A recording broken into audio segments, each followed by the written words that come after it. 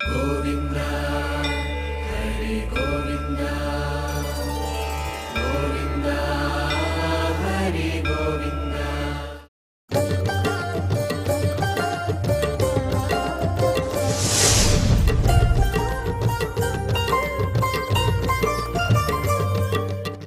జయ జయ జగదంబ శివే, జయ జయ కామాక్షి, జయ జయాద్రిసుతే, జయ జయ మహేశ దయితే, జయ జయ చిద్గగన కౌముదీధారే.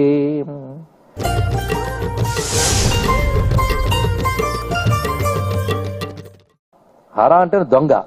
కావాలంటే రుద్ర మంత్రాల్లో మీరు చదవండి ఎన్ని దొంగల పేర్లు వస్తాయో. తస్కరాణ అంపతేరమ, స్థాయూనాం పతేరమ, స్థేనానాం పతేరమ. ఆ దొంగల పేర్లు ఇవన్నీ కూడా. ఆయనే పెద్ద దొంగ. ఆయన స్నేహితుడు ఉన్నాడు, ఆయన పేరు హరి, ఆయన దొంగే. హర అన్న హరి అన్న గుడి మారింది కానీ పని మారలేదని మనం చెప్తూ ఉంటాం. ఇద్దరు దొంగలు. పాపం ఈవిడేదో అమాయకురాలు అనుకుంటారేమో, దొంగలకు దొంగ ఆవిడ. వాళ్ళ ఆయన దొంగ అయితే వీడు గజ దొంగే. ఆయన దొంగిలించిందిట. ఎలాగంటే ఆయన సగం ఇచ్చాడు. ఆ సగం శరీరంలో కూర్చుని ఆవిడ తృప్తి చెందలేదు. అపరితృప్తేనా, భర్త ప్రేమ ఎంత లభించినా ఇంకా కావాలని తనివి తీరని తనము పాతివ్రత్య లక్షణం అండి. ఆ ప్రేమ అంతేగాని చాలండి అని స్థితి ఉండదు ఆ ప్రేమలో. ఎప్పుడు ఇదేనా అని.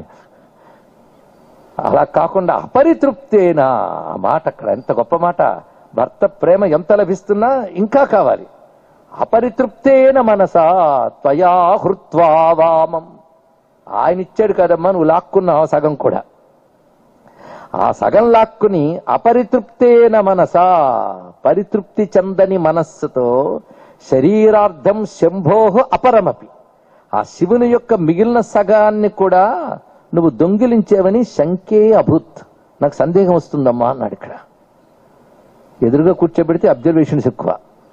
భక్తిగా అమ్మవారి ముందు కూర్చోగానే ఇలా అనిపిస్తుంది, సగం ఆయన ఇస్తే మిగిలిన సగం నువ్వు అసంతృప్తితో మొత్తం తీసేసుకున్నావని నాకు అనిపిస్తున్నది.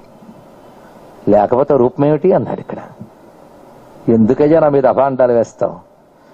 ఆయన నేనేం తీసుకోలేదు. ఆయన మాన ఆయన ఉన్నాడు, నా మాన నేనున్నట్టే నేను ఒప్పుకోను అన్నాడు. ఇక్కడ ఎందుకంటే ఆయన నీలో ఉన్నాడనడానికి రెండు సింబల్స్ నాకు కనబడుతున్నాయి. ఆయనకు మాత్రమే ప్రత్యేకం, ఎవ్వరికీ లేవు. ఇది 3 కళ్ళు నెలవంక, అది ఆయన గారి సింబల్. కనుక నీకు నెలవంకున్నది, 3 కళ్ళు ఉన్నాయి. కనుక నువ్వు శివుణ్ణి ఆక్రమించావని నేను అంటున్నాను. పాపం శివుడే అనుకో, నేను కాననుకో. అలా అనుకుంటా నీ లక్షణాలు కూడా 2 ఉన్నాయన్నాడు. ఒకటి అరుణవర్ణంతో ప్రకాశిస్తున్నావు. అరుణం నీది ఆయనది కాదు, ఎర్రగా ఉన్నావు. మొత్తం అరుణం, పోనీ సగం అరుణం కాదు, మొత్తం అరుణవర్ణంతో ఉన్నావు. మీ ఆయన్ని కూడా ఎరుపెక్కించాడంత ఎరుపు నీది. మొత్తం అరుణవర్ణంతో ఉన్నావు. పైగా ఉన్నతమైన వక్షస్థలంతో, జగన్మాతృభావాన్ని సూచించే వక్షస్థలంతో ఉన్నావు. ఈ 2 నువ్వున్నావు, నీ స్వరూపం తెలిసిపోతుంది. కనుకనే ఒకవైపు అరుణం, దానికి తోడు వక్షస్థలం, ఇవి చూస్తుంటే అమ్మ అనిపిస్తుంది. ఇక్కడ పోనీ శివుడు లేడు అనుకుందామంటే నెలవంక 3 కళ్ళు చూస్తే శివుడు ఉన్నాడని తెలుస్తుంది. మొత్తానికి మొత్తం శివుడిని ఆక్రమించేసి నువ్వు ఆయన కలిసిపోయి కనబడుతున్నారు. ఇది నాకు అర్థమవుతోంది అన్నారు. ఇక్కడ ఏ అందమైన భావం. అందుకే యదే తద్వద్రూపం సకలం అరుణాభం త్రినయనం కుచాభ్యామానమ్రం కుటిల శశి చూడాలమకుటం. ఇందులో కవిత్వాన్ని ఆస్వాదించే లక్షణం ఉండేటువంటి రసజ్ఞుడు ఎవరైనా ఉంటే మాత్రం వాడు శ్రీ విద్య తెలియకపోవచ్చు, భక్తి ప్రపత్తులు హుళక్కి కావచ్చు, కానీ ఆ పొయిటిక్ ఎక్స్ప్రెషన్కి మాత్రం దండం పెట్టక తప్పదండి. శంకర భగవత్పాదు వారిని తెలుసుకోండి. ఇక్కడ నువ్వు ఏ సిద్ధాంతానికి చెందినా, నువ్వు నాస్తికుడువైనా సరే, కవిత్వాన్ని ఆస్వాదించే సులక్షణం నీకుంటే ఆదిశంకర భగవత్పాదుల పాదపద్మాలకు మోకరిల్లవలసిందే. లేకపోతే పొయిట్రీ ఏమిటండి, ఇలాగ ఈ థాట్ ఏమిటి, ఇమాజినేషన్ ఏమిటి, ఎంత అద్భుతంగా చెప్తున్నాడు. కనుక నువ్వు సగం కాదు మొత్తం ఆక్రమించేవమ్మా అని చెప్పడంలో మరొక అందమైన భావం ఏంటంటే, చెప్పే తీరు చూడండి. సకలం అరుణాభం త్రినయనం. అమ్మవారి లక్షణాలు అరుణవర్ణం, వక్షస్థలం అన్నాం. అయ్యవారివి 3 కళ్ళు, చంద్రవంక అన్నాం. ఈయన ఎలా తిప్పాడంటే అరుణాభం త్రినయనం అన్నాడు, అరుణవర్ణం 3 కళ్ళు అన్నాడు. అంటే ఒక అమ్మ లక్షణం, ఒక అయ్య లక్షణం తీసుకొచ్చాడు దగ్గరికి. రెండవది కుచాభ్యామానంబరం కుటిల శశి చూడాలమకుటం అన్నాడు. ఇక్కడ అంటే ఒక అమ్మ లక్షణం, ఒక అయ్య లక్షణం దగ్గర పెట్టాడు. ఇక్కడ అమ్మ లక్షణాలు ఒకవైపు, అయ్య లక్షణాలు ఒకవైపు తీయకుండా ఒక అమ్మ లక్షణం, ఒక అయ్య లక్షణం అక్కడ పెట్టి, ఒక అయ్య లక్షణం, ఒక అమ్మ లక్షణం ఇక్కడ పెట్టి చెప్పడంలో శివశక్తుల ఏకత్వం అటు ఇటు కలిపి చూపించారండి. ఇక్కడ నువ్వు శివుడిని మొత్తం ఆక్రమించేసేవమ్మా. అందుకే నీదైన అరుణ లక్షణం ఉన్నత వక్షస్థలం కనబడుతుంది. అమ్మవారి స్వరూపంలో కామాక్షి దేవిని చూస్తే ఆ వక్షస్థల వర్ణన చాలా అద్భుతం. ఆఖరి కాళిదాస మహాకవుడు ధ్యానం చేయగానే చతుర్భుజే చంద్రకళావతంసే కుచోన్నతే కుంకుమరాగశోణే పుండ్రేక్షు పాశాంకుశ పుష్పబాణ హస్తే నమస్తే జగదేకమాత. మీరు కామాక్షమ్మను చూస్తే ఆవిడ ఇలా వంగుంటుందని కాస్త గమనించండి. ఇక్కడ అంటే భక్తుడి కోసం చేరదీయడం కోసం వంగినట్టు కనబడుతుందట. అది కుచాభ్యాం ఆనంబ్రం అనే మాటను అక్కడ చూపించారు శంకర భగవత్పాల వారు. కామాక్షి, కాంచీపుర కామాక్షి దేవిని అలా దర్శిస్తున్నారు కనుక అమ్మ స్వరూపం ఏమైంది? శివశక్త్యైక్య రూపిణి లలితాంబిక అనే మాట ఇందులో చూపిస్తున్నారు.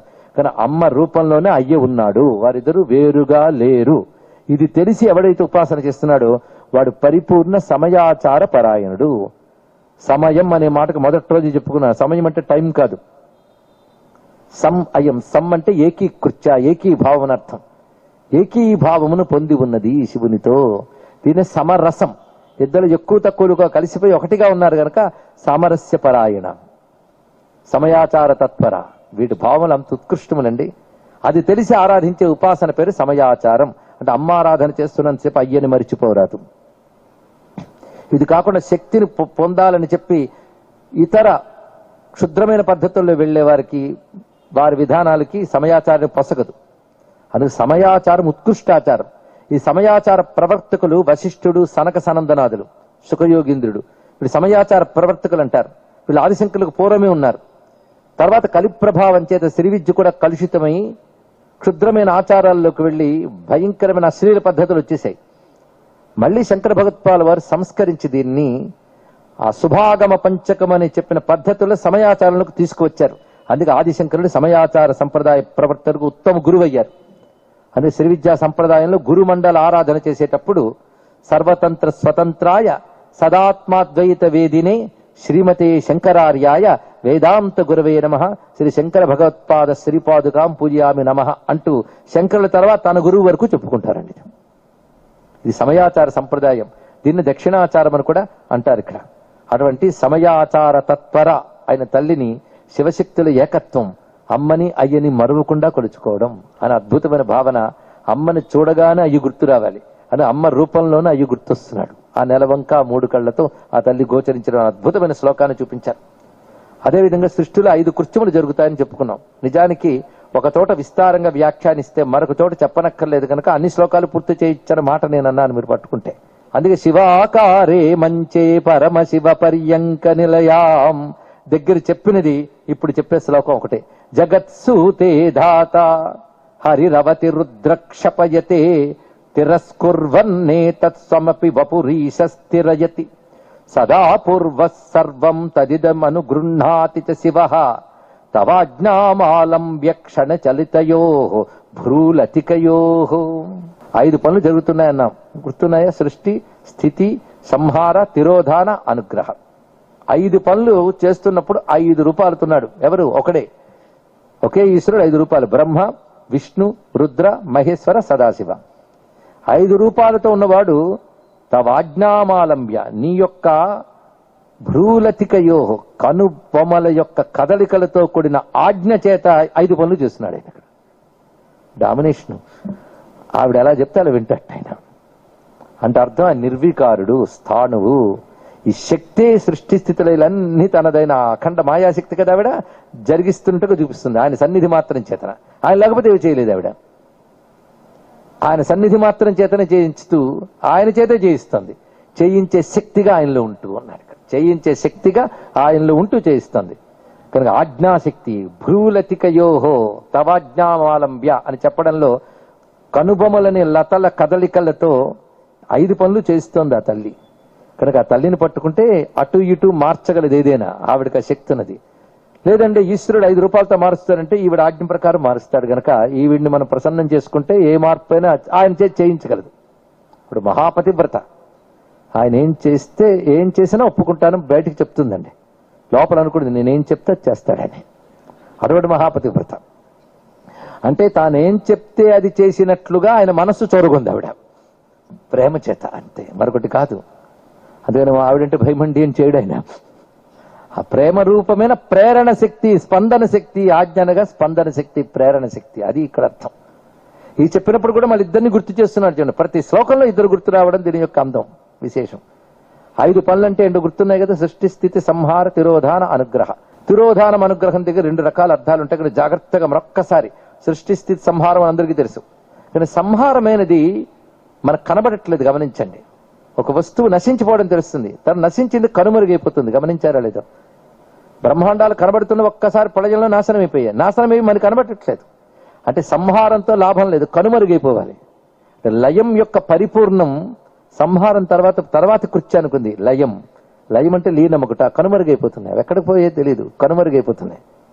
కనుమరుగైపోయి కనుక నాశనం అయిపోయి అంటావా, అనడానికి లేదు. కనుక కనిపించే జగత్తంతా సృష్టి స్థితి కనబడుతున్నాయి, సంహార సమయంలో క్రమంగా కనబడకుండా పోయాయి. ఆ కనబడకుండా పోవడం మరుగున పడ్డం.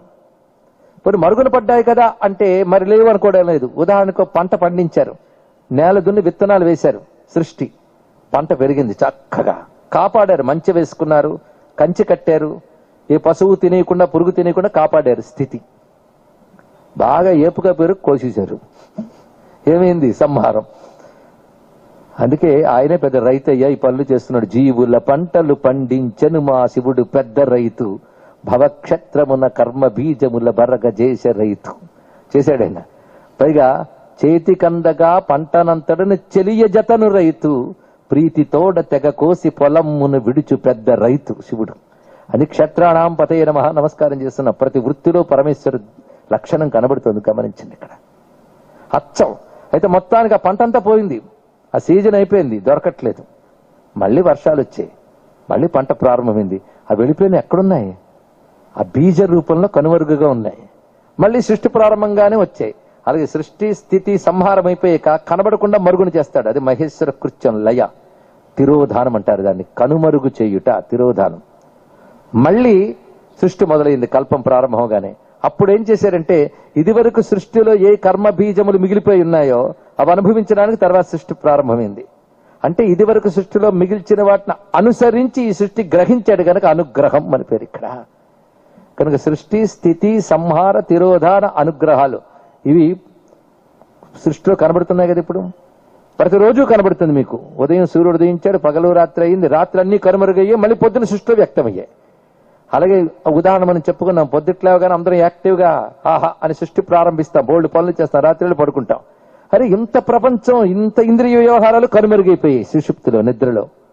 కనుమరుగయ్యాయి అంటే నాశనం అయ్యాయా, మళ్ళీ పొద్దుట్లేచి తయారయ్యాయి. అంటే నిన్నటిదాన్ని అనుసరించి గ్రహించారుగా. కనుక పంచకృత్యాలు ఎప్పుడో ప్రపంచ ప్రళయంలో కాదు, నిత్యం కనబడుతున్నాయో లేదో చెప్పండి ఇక్కడ.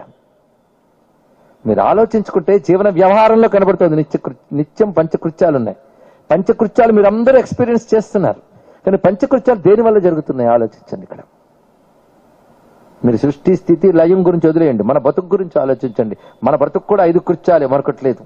ఈ 5 కృత్యాలు దేని వల్ల జరుగుతున్నాయంటే నీ లోపల ఉన్న చైతన్యం యొక్క శక్తి, ఆత్మశక్తి వల్ల జరుగుతున్నాయి.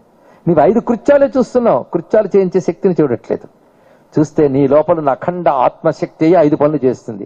నువ్వు తెలుసుకోవాల్సింది ఇప్పుడు ఆత్మని, కృత్యములు చేయించే తల్లిని తెలుసుకోవాలి. కనుక ఎలా తెలుసుకుంటే కృత్యాల్లోనే తల్లిని చూడు, కృత్యాలు ఆ తల్లి చేస్తుందని తెలుసుకుని క్రమ కృత్యాలు విడిచిపెట్టి తల్లి పాదాలు పట్టుకో ఇక్కడ అన్నాడు. ఇక్కడ అదే అందరూ ఈ పనులు చేస్తుంది ఆ తల్లే. కనుక 5 దేవతలు ఎక్కడున్నారు, ఇక్కడే ఉన్నారు. 5 దేవతల పంచబ్రహ్మాసనం ఏది, ఈ శరీరమే.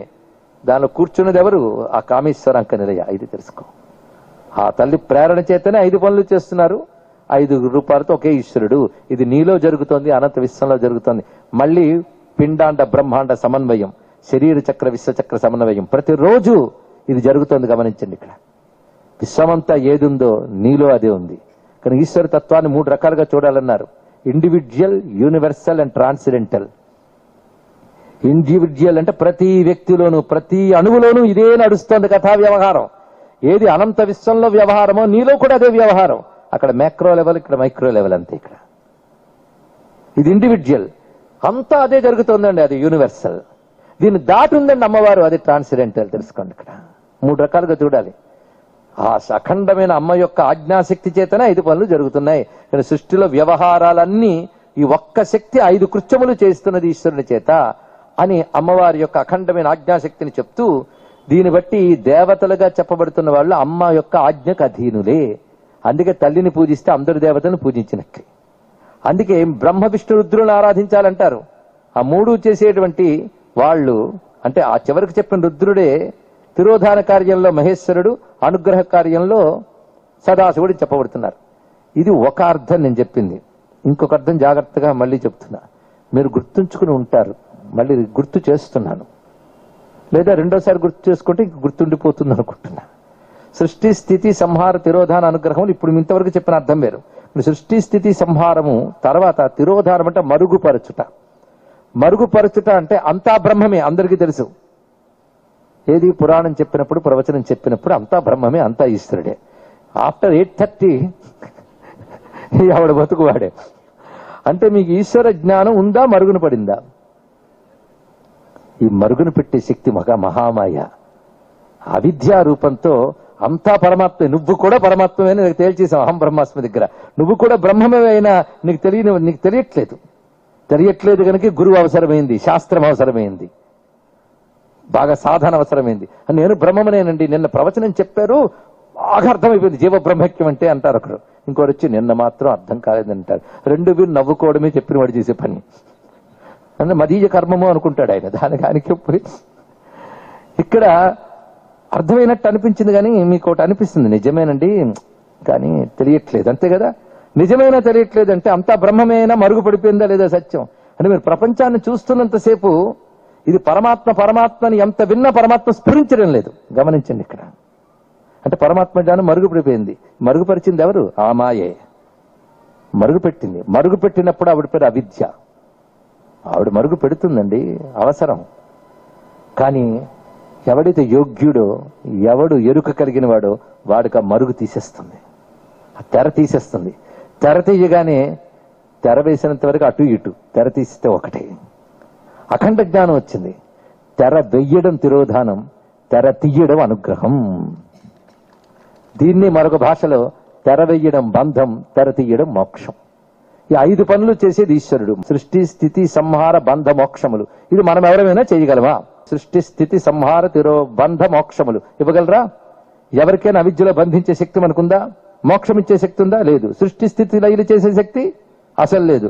దీన్ని బట్టి జరుగుతున్నవి మన వల్ల జరగట్లేదు కనుక ఇది ఎవరి వల్ల జరుగుతున్నాయి వాడి పేరు ఈశ్వరుడు అన్నారు. అయిపోయింది. ఇక్కడ ఈశ్వరుడు అంటే ఇదే అర్థం. పెద్ద గింజుకోక్కర్లేదు. దేవుడు ఉన్నాడా లేదా అండి అంటే 5 పనులు నువ్వు చేస్తున్నావా? లేదు. ఎవరో చేస్తున్నారు కదా, ఆ చేసిన ఆయన్నే మీరు దేవుడు అంటున్నావు అనండి. అయిపోయింది. ఇక్కడ వాడు ఈశ్వరుడు. ఏ శక్తి చేస్తున్నాడు ఆ శక్తి అమ్మవారు. శక్తి లేకపోతే ఆయన మాత్రం చేస్తాడా? కనుక ఆవిడ ఆజ్ఞతోనే 5 పనులు చేస్తున్నాడు ఆయన. అయిపోయింది. ఇక్కడ 5 పనులు చేస్తున్నాడు. 5 రూపాయలు ధరించాడు కదా, 5 రూపాయల వల్ల మనకు ప్రయోజనం. సృష్టి కావాలన్నా, స్థితి కావాలన్నా అందుకే వాళ్ళు ఆవిడ ఆజ్ఞతో చేస్తున్నప్పుడు మనం ఆవిడ పాదాలే పట్టుకుంటే పోలే, వీళ్ళందరూ మన వాళ్ళు అయిపోతారు. ఇక్కడ ఎంత రమ్యమైన భావం చెప్పాడు ఇక్కడ. కనుక సృష్టి స్థితి సంహార బంధ మోక్షములు, మరుగుపరచుట మరుగు తీయుట. ఈ రహస్యం తెలిస్తేనే తెర తీయగరాదా, లోని తెర తీయగరాదా, పరమ పురుష ధర్మాది మోక్షముల పారద్రోలుచున్నది నాలోని తెర తీయగరాదా అంటారు. మరుగేల రావో రాఘవ, మరుగేల చరాచర రూప పరాత్పర సూర్య సుధాకర లోచర అంటారు. ఇదేమిటంటే ప్రవచనం అర్థం కావట్లేదు కనుక కనీసం జాగరాజ కీర్తన మీద ఆనందిద్దామన్నా అది కూడా అలా చేసేసారు మీరు అనొచ్చు. మీరు అక్కడ కూడా ఈ జ్ఞానమే చెప్తున్నారు అని అర్థం. కనుక అంతా భగవంతుడే, పరమాత్మే మొత్తం. కానీ అది శాస్త్రం చెప్తోంది కనుక సత్యం అని నమ్ముతాం, కానీ అనుభవానికి రావట్లేదు. అంటే అనుభవానికి రాకపోవడం నీ చేతిలో లేదు, అనుభవం రావడం నీ చేతిలో లేదు. ఆవిడ మాయ తెర వేస్తే నీకు అనుభవం రాదు, ఆవిడ మాయ తెర తీస్తే అనుభవానికి వస్తుంది. అని మహామాయ యవనికాయై నమః అని అమ్మవారి యొక్క నామ పూజ చేసేటప్పుడు అమ్మవారు ఉంటుందిట, మాయని తెర వేసి అటుంటుంది, వెనకాల ఉంటుందిట. తెరకి ఇవతలకు వస్తేనే అమ్మ దర్శనం, తెరకు అవతలకుంటే అమ్మ దర్శనం లేదు. అని అరతెర మరుగున ఆడినదే అరవిరి సొబగుల అలమేల్ మంగ అలరులు కురియుచు ఆడినదే అన్నాడు అన్నమయ్య. అరతెర మరుగు అసలు కనబడినవ్వదు, కనబడకుండా ఒకసారి చూస్తుంది. ఇంకా తెర వెనక్కి పెట్టేసి ఆవిడ కనబడాలి. అందుకే ఆవిడ బ్యాక్ డ్రాప్ లో మాయా ఎవనుకుంటే ఆవిడ ఇటువైపు ఉంటే మాయ ఆవిడ వెనక్కి ఉంటుంది, మనకు హాయిగా ఉంటుంది ఇక్కడ. కానీ ఆ తెర ఇటు వేసిందా మనకి అప్పటికి కనబడదు, తెర తీస్తే కనబడదు. ఎంత రమ్యమైన భావం. కానీ తెర వేసేది ఆవిడే, తెర తీసేది ఆవిడే. అంతేగాని నువ్వు తెర తెంచుకోలేవు, ఆవిడ అనుగ్రహించాల్సిందే. అందుకే భవాని త్వమ్మని దాసభావంతో ఆశ్రయిస్తే తెర తీసి ఆ వాక్యాన్ని అహం బ్రహ్మాస్మి మోక్షం ఇచ్చిందండి తల్లి ఇక్కడ. అందుకే తల్లి నీ ఆజ్ఞ చేతనే 5 పనిచేస్తున్నారు. అదే త్రయాణం దేవానాం త్రిగుణ జనితానాం తవ శివే భవేత్ పూజా పూజా తవ చరణయోర్యా విరచిత. నువ్వు కూర్చున్నావంటే నీ ఆసనం వాళ్ళైనప్పుడు, నీ పాదపీఠం దగ్గర నమస్కరించే వాళ్ళ దేవతలైనప్పుడు నిన్ను పూజిస్తే వాళ్ళందరినీ పూజించినట్లే కదా అన్నారు ఇక్కడ. అందుకే తథాహి త్వత్పాదోద్వహన మణిపీఠస్య నికటే స్థితాహేతే శశ్వన్ముకుళిత కరోత్తం సమకుటా. ఇదిగో మేము చూసాం, ఈ దేవత అది ఇస్తాడు, ఆ దేవత ఇది ఇస్తాడు అంటే ఆ దేవతలు నీ దగ్గర 2 చేతులు దోయించి నమస్కరించడం కనబడుతుంది. కనుక వాళ్ళు ఎవరిని నమస్కరిస్తున్నారో ఆ తల్లిని మేము నమస్కరించాం కనుక నిన్ను పూజిస్తే చాలు తల్లి, సర్వదేవతల్ని పూజించినట్లే అన్నారు. ఇది నిజంగా రహస్యం అండి. అమ్మవారి ఆరాధనలో సర్వదేవతలు ఉంటారు. అంటే లలితాదేవి విద్యలో అన్ని దేవతా మంత్రాలు ఉంటాయి. విష్ణు మంత్రాలు, శివ మంత్రాలు, బ్రహ్మదేవునికి సంబంధించినవి, ఇతర దేవతలు అందరివి ఉంటాయి. వేదమొప్పుకున్న సర్వదేవతల మంత్రములు అమ్మవారి యొక్క ఆమనాయి మంత్రాలు ఉన్నాయి. అది రహస్యం. అంటే వేదం ఒప్పుకున్నవి కనుక ఆ మంత్రములన్నీ అమ్మవారి స్వరూపాలని చక్కటి అవగాహన కలిగిస్తున్నారు. అందుకే అమ్మ ఆరాధన సర్వదేవతారాధన అని దీనిలో ప్రతిపాదన చేశారు. తర్వాతి శ్లోకంలో అమ్మ యొక్క శాశ్వతత్వాన్ని తెలియజేస్తున్నారు. ఎప్పుడు ఉంటుందిట. ఆ ఎప్పుడు ఉండడం ఎలాంటిదంటే విరించి పంచత్వం వ్రజతి హరిరాప్నోతి విరతిం వినాశం కీనాశో భజతి ధనదో యాతి నిధనం వితంద్రీ మాహేంద్రీ వితతిరపి సమ్మీలిత దృశా మహాసంహారేస్మిన్ విహరతి సతి త్వత్పతి రసౌ. భవానీ శ్లోకం చెప్పుకున్నాం కదా, అప్పుడు ఒక మాట అన్నాం, జాగ్రత్తగా విన్నారో లేదో. భవ అన్న సత్ అన్న ఒకటే అన్నాం. కనుక భవ అనే పుంలింగ శబ్దాన్ని మీరు భవుని యొక్క శక్తిని అమ్మవారిగా చెప్పినప్పుడు భవాని అన్నారు, భవుని యొక్క పత్ని అని. సత్ అనే మాటకు కూడా శాశ్వతమైన ఉనికి అన్నాం. శాశ్వతమైన ఉనికి అయిన సత్పదార్థాన్ని స్త్రీలింగంలో చెప్తే సతి అంటారు. ఇక్కడ సర్వాంతర్యామిని సతి చదువుతున్నారు కదా. సతి అనేది ఆవిడ పేరు. దక్ష ప్రజాపతిగా పుట్టినప్పుడు ఆవిడ పేరండి కాదండి, ఎప్పుడు ఆవిడ పేరేనండి. అది ఇక్కడ ఆ సంబోధన చేశారు సతి. సతి అంటే ఉండే తల్లి, ఉన్న తల్లి. ఎప్పుడు ఉన్న తల్లి అంటే ఎప్పుడు ఉండే తల్లి అని.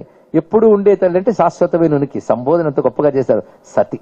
ఇక్కడ మనం చెప్పినప్పుడు పంచకృత్యాలు చెప్పాం కానీ 3 ఆయన మిగిలిన 2 అయ్యాడని మర్చిపోవద్దు.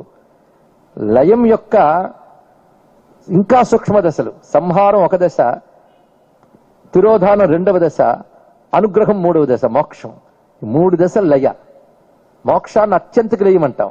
అంటే అందులో వెళ్తే మరి తిరిగి వెనక్కి రాం. ఇంకా తిరోధానం అయితే మళ్ళీ వెనక్కి వస్తాం, మోక్షం అయితే మరి వెనక్కి రాం. కానీ మోక్షము లయ. లయకారకుడు ఎవరు? శివుడే, ఈశ్వరుడేగా. అంటే మోక్షకారకుడు ఈశ్వరుడు అని అర్థం. ఇక్కడ సృష్టిని నశింపజేయడమే కాదు, నీ దేహాది తాదాత్మ్య భావాన్ని కూడా పోగొట్టి బ్రహ్మముతో ఐక్యం చేస్తున్నాడు ఆయన. అది మోక్షప్రదాత. ఉదాహరణకి ఒక కెరటం సముద్రంలో లేచినప్పుడు సృష్టి, నిలబడినప్పుడు స్థితి, తిరిగి వెనక్కి వెళ్ళినప్పుడు లయ అన్నారు. వెనక్కి వెళ్ళినప్పుడు ఎక్కడికి వెళ్ళింది కెరటం? చెప్పండి, మీరే చెప్పాలి. సముద్రంలో అయిపోయింది. సముద్రంలో లయమైనప్పుడు ఏకమైపోయిందా లేదా? కానీ లయ అంటే తిరిగి వెనక్కి వెళ్ళుట అంటే ఈశ్వరుడు ఐక్యముకుట. అందుకే శివుడు అంటే మోక్ష ప్రదాత. ఇది అర్థం. ఇక్కడ నాశనకారకుడు కాడండి. ఇది తెలుసుకోవాలి ఇక్కడ.